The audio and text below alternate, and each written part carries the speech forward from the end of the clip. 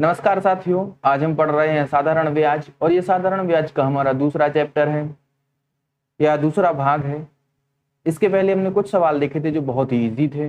अब हमें देखना है आगे के सवाल जिनका स्टैंडर्ड थोड़ा सा ज्यादा है।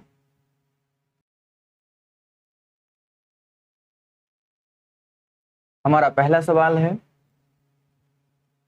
जब कोई धन साधारण ब्याज की दर से 5 वर्ष में अपने का 3/2 गुना हो जाता है, ब्याज की वार्षिक दर ज्ञात कीजिए। देखिए इस प्रकार के सवाल में लिखा है, ध्यान से देखिए, ये लिखा है 3/2, ये स्वयं का 3/2 गुना हो रहा है। ऐसे सवाल बहुत ज्यादा सरल हैं, इनके लिए ध्यान से देखें। जैसे हमें सबसे पहले तो ये 3/2 लिखना है। जब हम 3/2 लिखें तो दो चीजें इसमें मेंशन है। पहली चीज है मूलधन, जो बटे में छोटी चीज होती है ये कहलाता है हमारा मूलधन, जबकि ये जो ऊपर लिखा है ये हमारा मिश्र धन है। मिश्र धन क्यों है? क्योंकि इसमें लिखा है कि अपने का, यह अपने का 3/2 गुना हो रहा है, इसलिए यह मिश्र धन है। और मिश्र धन और मूलधन का अंतर हमेशा ब्याज होता है। तो ऐसी स्थिति में 3 और 2 का अंतर 1 है, तो हम कह सकते हैं कि इसमें ब्याज होगा 1।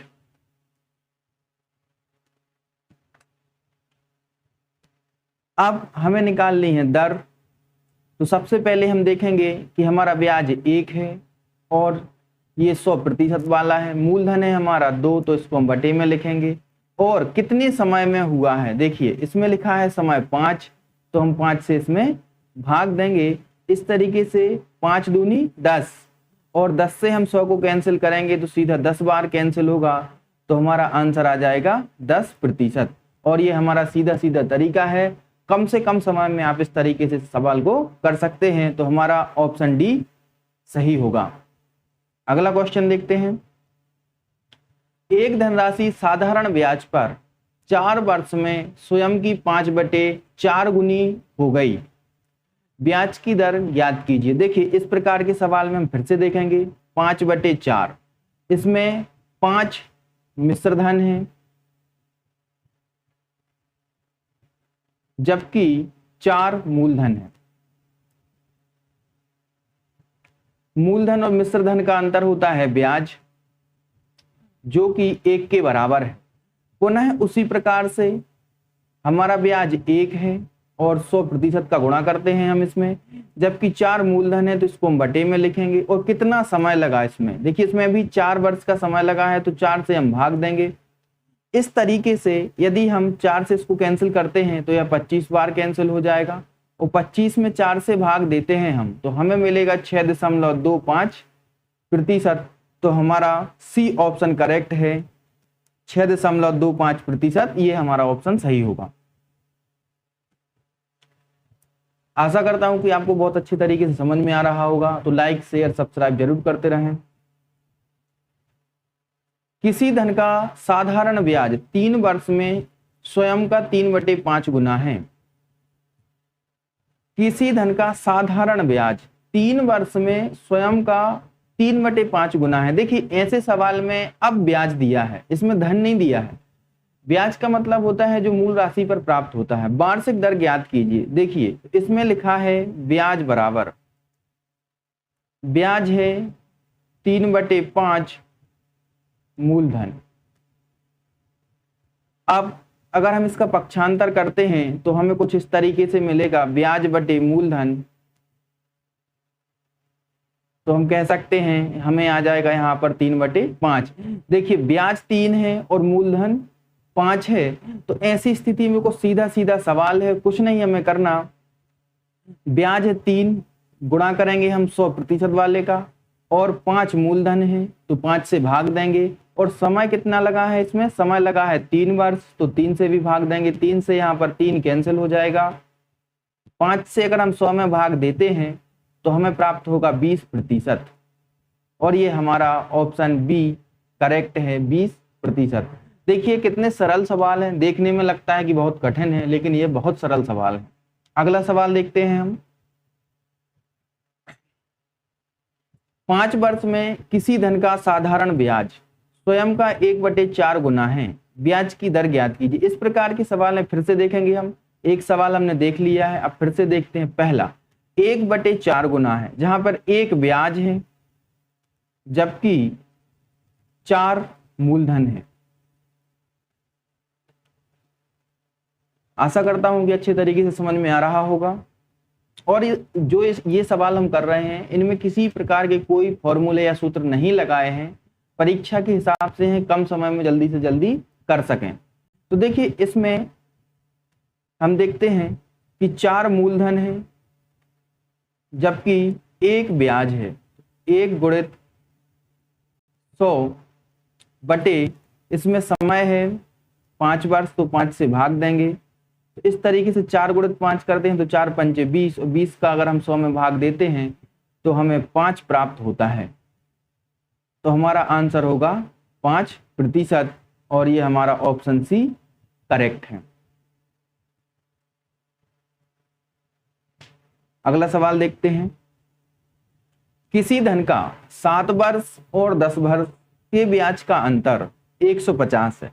देखिए यहाँ पर सबसे पहले तो हम लिखते हैं यहाँ पर 7 वर्ष और 10 वर्ष। ब्याज का अंतर 150 है। यदि दर 5% हो तो मूलधन ज्ञात कीजिए। सबसे पहले तो हमें यह देखना है कि कितने वर्ष का अंतर आ रहा है इसमें। एक्चुअल में इसमें 3 वर्ष का अंतर है, और 3 वर्ष के अंतर की वजह से 150 रुपए ब्याज का अंतर प्राप्त होता है। तो हम कह सकते हैं कि 3 वर्ष में 150 रुपए ब्याज मिलता है। अब इसमें एक चीज और लिखी है कि 5% की दर से। अब हम जो सवाल पढ़ रहे थे या इसके पहले हमने पहला चैप्टर या पहले भाग में देखा है कि हम निकालेंगे कि ब्याज कितने प्रतिशत होता है। हमारा ब्याज होगा 3 गुणित 5, क्यों? क्योंकि 5% इसकी दर है, तो हम कह सकते हैं 15% ब्याज प्राप्त हो रहा है। और ये 15% ब्याज 3 वर्ष में जो प्राप्त हो रहा है वह 150 के बराबर है। हमने यह अंतर के द्वारा निकाला है, तो इसको लिखा जा सकता है 150 बटे 15, और मूलधन हमारा 100% के बराबर है, इसलिए हम इसमें 100 का गुणा करेंगे तो हमारा आंसर आ जाएगा इसमें सीधा सीधा 1000 रुपए। देखिए इस ऑप्शन में 1000 कहाँ है, तो सी ऑप्शन में हमारा 1000 है, तो हम कह सकते हैं हमारा ऑप्शन सी सही है। अगला क्वेश्चन देखते हैं। किसी धन का 4% वार्षिक ब्याज की दर से 3 वर्ष का ब्याज व 2 वर्ष के ब्याज से किसी धन का 4% वार्षिक ब्याज की दर से 3 वर्ष का ब्याज व 5 वर्ष के ब्याज से 400 कम है। देखिए इसमें हम कह सकते हैं कि 400 रुपए कम ब्याज मिलता है। कब? यदि कोई व्यक्ति 3 वर्ष के लिए देता है और 5 वर्ष के लिए देता है, तो 5 वर्ष की तुलना में हमें 400 रुपए कम मिलते हैं। तो मूलधन ज्ञात कीजिए। देखिए पिछले सवाल की थोड़ी सी इबारत चेंज थी, इसमें थोड़ा सा अंतर है, तो हम कह सकते हैं देखिए 3 वर्ष और 5 वर्ष, इन दोनों में कुल 2 वर्ष का अंतर है। इन 2 वर्षों की वजह से 400 रुपए कम मिलते हैं। 400 रुपए कम मिलते हैं, तो हम कह सकते हैं कि 1 वर्ष या 2 वर्ष का ब्याज 400 रुपए है। और प्रतिशत की दृष्टि से देखें तो 2 वर्ष में हमें कुल 8% ब्याज मिलता है। कितना ब्याज मिलता है? 8%। यह 408% के बराबर हैं, और ऐसी स्थिति में मूलधन के लिए हम 100% मान के चलते हैं।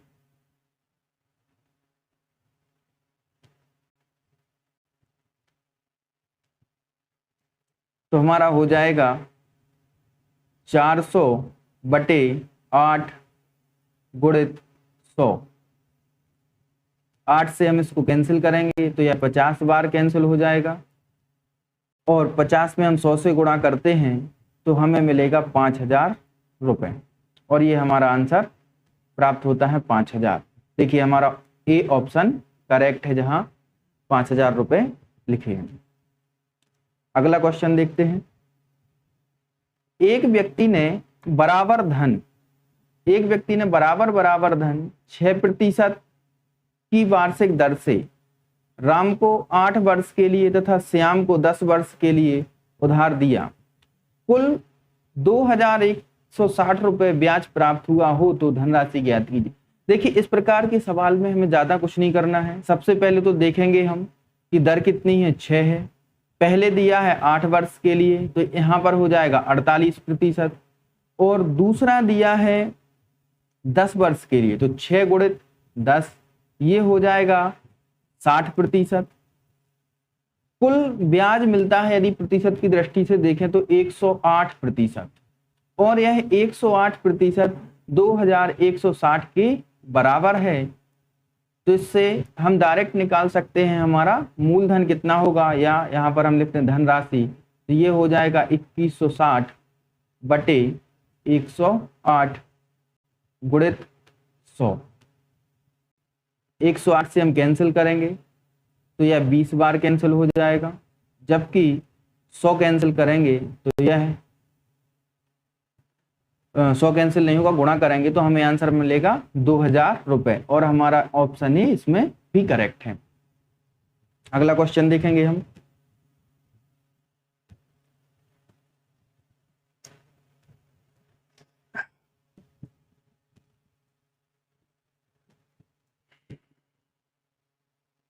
किसी धन पर साधारण ब्याज 6% वार्षिक दर से 3 वर्ष व 6 वर्ष का कुल ब्याज 270 रुपए मिले तो मूलधन ज्ञात कीजिए।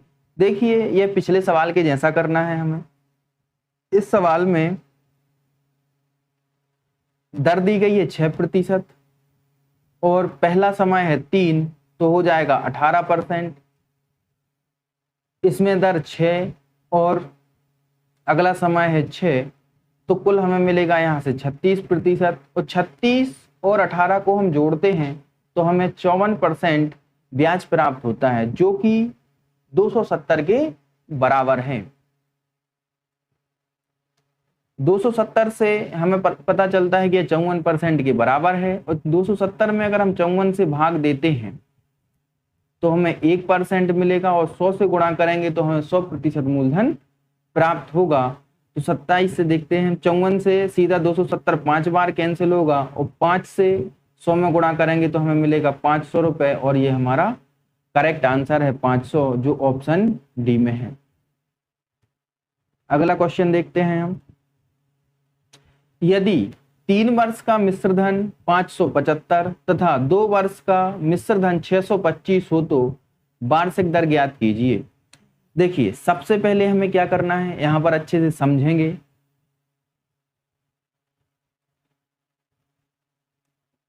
तीन वर्ष का जो मिश्र धन है, 3 वर्ष का मिश्र धन है 575, और 5 वर्ष का जो मिश्र धन है वो है 625। अब इन दोनों में कुल 2 वर्ष का अंतर है।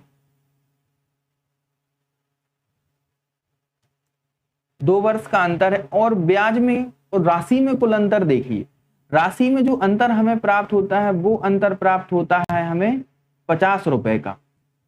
ये जो 50 रुपए का अंतर प्राप्त हो रहा है ये ब्याज का अंतर है। क्यों? क्योंकि यह 5 वर्ष के लिए है और 575 3 वर्ष के लिए। तो जो 50 रुपए का हमें अंतर प्राप्त हुआ है यह ब्याज के कारण प्राप्त हुआ है। 2 वर्ष में 50 रुपए ब्याज मिलता है, तो हम कह सकते हैं कि 1 वर्ष में 25 रुपए ब्याज मिलेगा। तो 3 वर्ष में 75 रुपए ब्याज मिलेगा। तो 3 वर्ष वाली राशि कौन सी है? ये है। तो ऐसी स्थिति में हम मूलधन निकालेंगे। मूलधन होगा 575 माइनस 75, हमें मिलेगा 500 रुपए मूलधन। देखिए, हमने इसमें मूलधन निकाल लिया है कि 500 रुपए होगा। अब सीधा सीधा हम निकालेंगे 1 वर्ष से कि हमने 1 वर्ष में कितना ब्याज प्राप्त किया। जो मूलधन के जितने भी प्रतिशत के बराबर होगा वह हमारी दर होगी। तो हम लिखेंगे 25 गुणित 100 बटे 500। यह 1 वर्ष से है इसलिए हमने इसमें कुछ नहीं लिखा। 0 से 0 कैंसिल हो जाएगा, 5 से 25 कैंसिल करेंगे तो 5 आ जाएगा, तो हम कह सकते हैं कि हमारा आंसर होगा 5%। ये हमारा ऑप्शन सी 5 करेक्ट है। अगला क्वेश्चन देखेंगे हम। कोई धन 5% वार्षिक ब्याज की दर से 6 वर्ष में 950 हो जाता है, तो 8 वर्ष में कितना हो जाएगा? देखिए 5% वार्षिक ब्याज की दर से 6 वर्ष में 950 हो जाता है। ध्यान से समझना, यहां पर हम मान के चलेंगे कि मूलधन हमारा 100% है। अब हम ब्याज निकालते हैं तो दर का और समय का गुणा करेंगे तो 5 × 6 बराबर हमें 30% ब्याज मिलेगा। अब हमें निकालना है मिश्र धन। मिश्र धन कितना होता है? मूलधन और ब्याज का योग। तो 100% हमारा मूलधन है और 30% हमारा ब्याज है, तो कुल 130% हमारा मिश्र धन है, जो कि 1950 के बराबर है। कितने समय में? ये 6 वर्ष के लिए है। अब यहां पर मैं मेंशन कर दे रहा 6 वर्ष का मिश्र धन। अब निकालना हमें 8 वर्ष का। 8 वर्ष का मिश्र धन बराबर होगा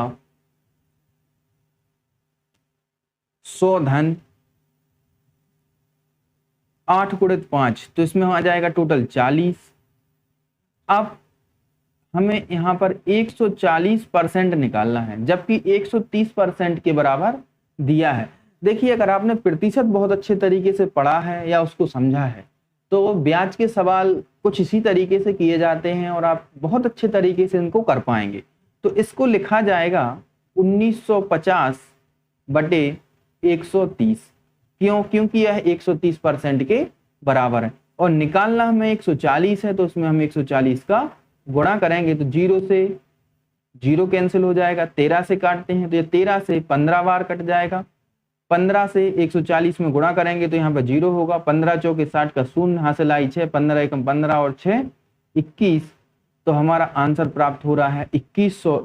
देखेंगे ऑप्शन सी, हमारा सी ऑप्शन करेक्ट।